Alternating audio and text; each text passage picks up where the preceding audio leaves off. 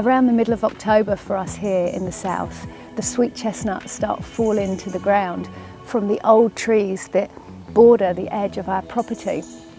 And these are a really valuable food source for us, as they are super nutritious and they are really filling. So we collect as many as we can at this time of year, and then we store them for use later in the year.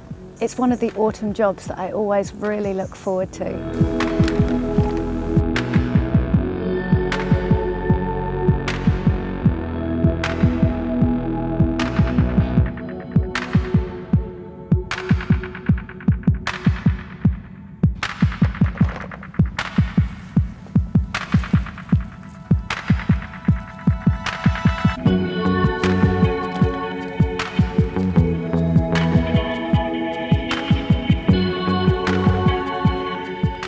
So a lot of the chestnuts are still quite small at the moment, but we do normally find that's how it goes at the start of the season, and then usually they get bigger as more fall down. So hopefully that will be the case this year, and over the next few weeks we'll still get some really good harvests of nice big chestnuts.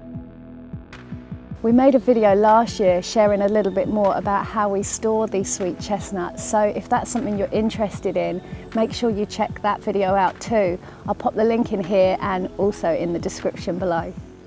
It is a beautiful fresh morning here in the south, and today I'm going to be planting up this bed which I just cleared a couple of days ago with its winter crop of French garlic.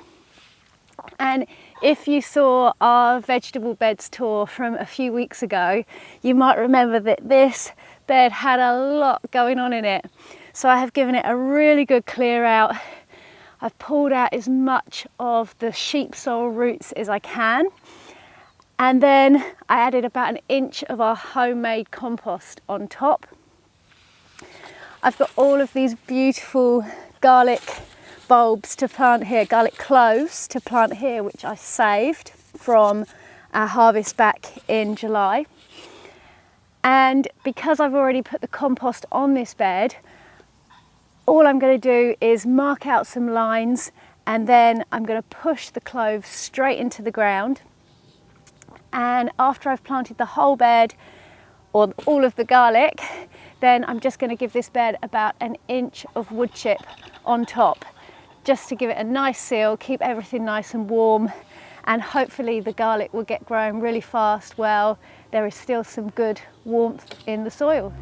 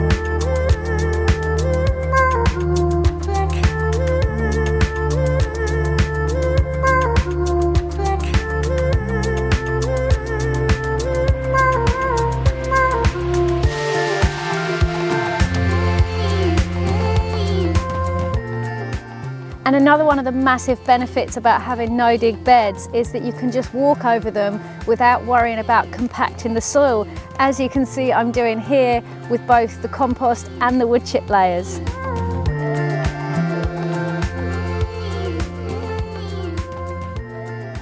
Okay, so that is 200 cloves of garlic planted into this no-dig bed that is now topped off with about an inch of wood chip as well, and the wood chip will just help keep everything warm. It will help feed the soil life below the soil and eventually obviously break down and create more compost for the bed as well. We find it works really well for garlic, so this is the method that we stick to. But it's really cool. Actually, I've doubled the amount of French garlic that I've planted this year. I planted 100 cloves last year, and I had planned to double the amount of elephant garlic that I grew this year, but due to losing a lot of that crop, which you can check out in our previous video, I've actually been lucky that I've still managed to plant the same amount.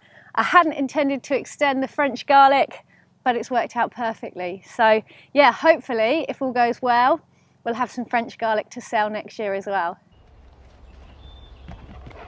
Right, so my mission for this afternoon is to get at least these two sides of this polytunnel completely cleared out. And ideally, I would like to get some fresh compost down on this middle section here, and maybe even start getting the plug plants, the greens that I've got ready to grow over winter, into the ground, because some of the Chinese cabbages and mustards that I've got in plugs are more than ready to plant out now. So I really need to get going with this. It does mean that some of these lovely marigolds are going to have to come out, and I'm going to have to do a big harvest of chilies from all down this side. We'll see how we go. Probably being a little bit over ambitious. It's been a bit of a slow start today because it's been a really wintry morning, but it's nice and warm in here now, and yeah, I'll just see how far I get.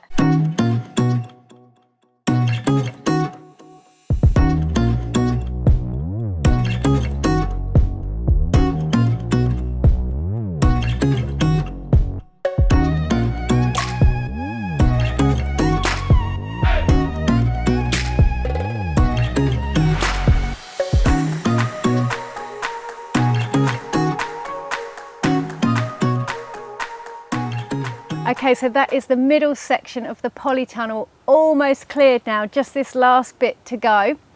And although it looks super fast on time lapses, the reality is this section has taken me so far over an hour of solid clearing to get here, but it is amazingly satisfying doing this kind of thing.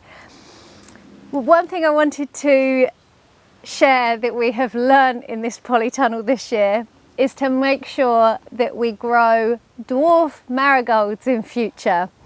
When I bought the seeds, it didn't even occur to me to check that last year.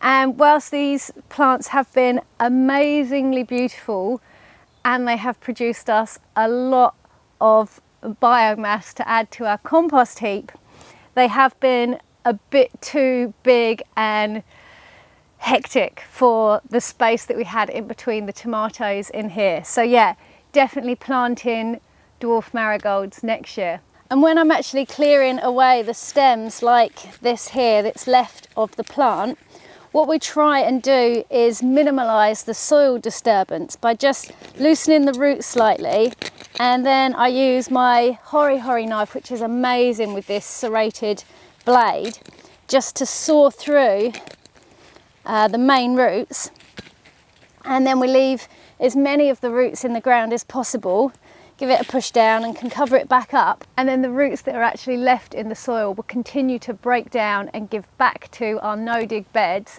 And also those roots can create little air pockets to help aerate your beds as well.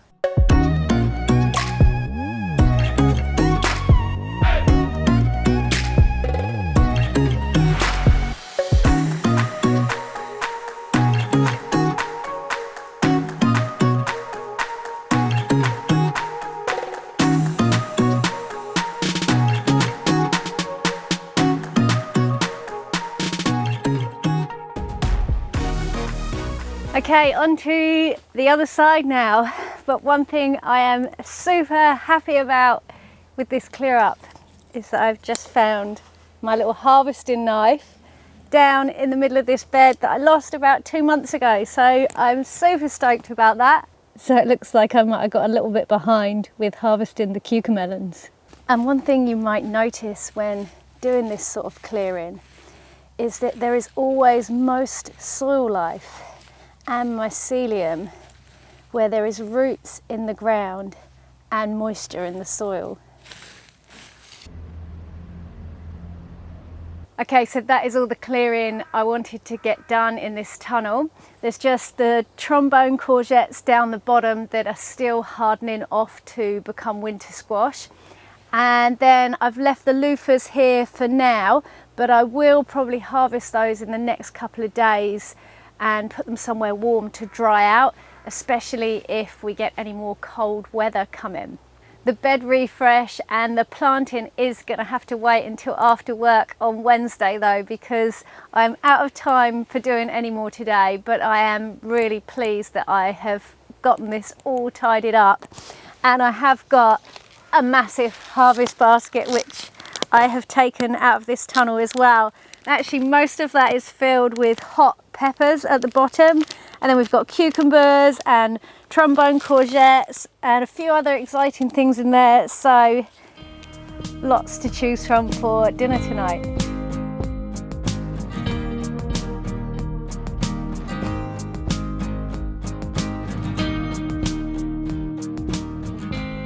So it's been a couple of days now since I cleared this polytunnel down, and my plants that I've got to go in here are even bigger and more desperate to get in the ground, so I'm definitely going to get that done today. But first I'm going to refresh the beds where they're going to be being planted. I've got my materials in here ready to go. I've just harvested the loofahs and cleared the last bit of vine that we had over here. And I'm actually really pleased with our harvest this year. I think this is the most amount of fruit that we've harvested from just 2 plants before. It would have been nice if they were all about that colour and stage of dryness before harvesting, but we'll put these inside in the warm now and dry them out, and that is going to give us a really good amount of sponges to use over the next year. Okay, so what you're seeing me do here is just gently raking back the wood chip mulch that we have on top of our no-dig beds. And the wood chip mulch isn't essential for no-dig. This is just an addition that we choose to use. And there's 2 reasons for that mainly. One is because in the past we've only had access to municipal waste, green waste compost, which isn't the most nutritious form of compost. So by adding the wood chip layer, that gives additional nutrients to our soil. And the second reason we like to add the wood chips on is because it locks in a lot more moisture to the soil. And where we are completely off grid here, so we don't have any mains water connection, we're only relying on the water that we can source from our property. We are sometimes limited with how much we can water. So using the wood chip to lock the extra moisture into the soil is also hugely beneficial for us. So it does add a little bit more time having to take the wood chip back off before we can recompost this bed. But it has only taken me less than 20 minutes to do this stretch here, which is probably about 52 foot in length. And some of this wood chip will be going back on the bed again after I've planted. In the winter, I only put a thin layer of the wood chip back down just to keep a little bit extra warmth in, but mainly because where I'm planting leafy green salad crops in here, it actually helps to keep the leaves cleaner by stopping the compost bouncing back up when we do water in here. But in the summer, we add a much thicker layer to obviously keep a lot more moisture locked in when it's hotter. And so now I'm going to get the compost down.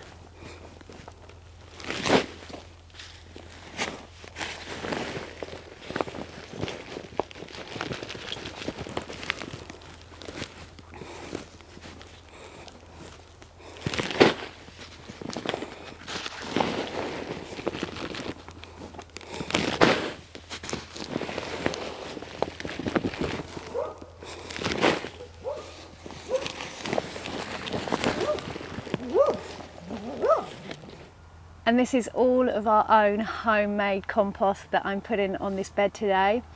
And I'm really excited to see if we have a noticeable difference in growth next year, because this homemade compost with all its vegetable scraps and lots of different plant diversity that we've been adding over the last year should make it a lot more nutritious than the municipal waste compost that we have been using in the past. There is certainly a lot more life and activity going on in the soil already, and that's now going to be being added to our beds. And this layer of compost that we're adding now in October, which should hopefully be about an inch all over this bed, is the only fresh compost that we will add in here right through until this time next year. And I'm going to grow leafy greens in here all through the winter, and then in May we'll take those out and we will plant this up with summer crops, usually tomatoes in here. And I won't add any more compost at that time. I will just add a thicker layer of wood chip back on the bed to help with the water retention.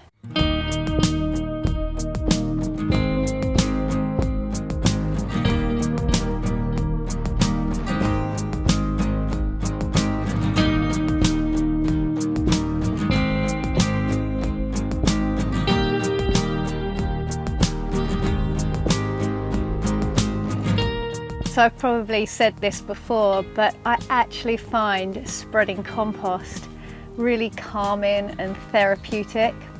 I could actually do it a lot quicker than I do, but I don't know, there's just something really soothing about smoothing it all out over the soil and just feeling the love and the goodness that is going back into the earth, I guess, and just thinking about the beautiful crops that it's going to grow for us next year.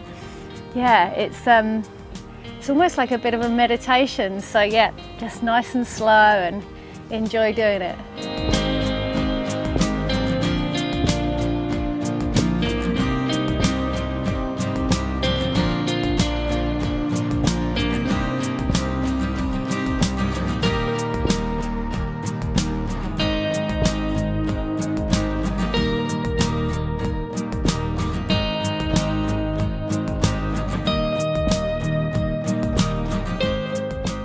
Okay, let's get these plants in the ground.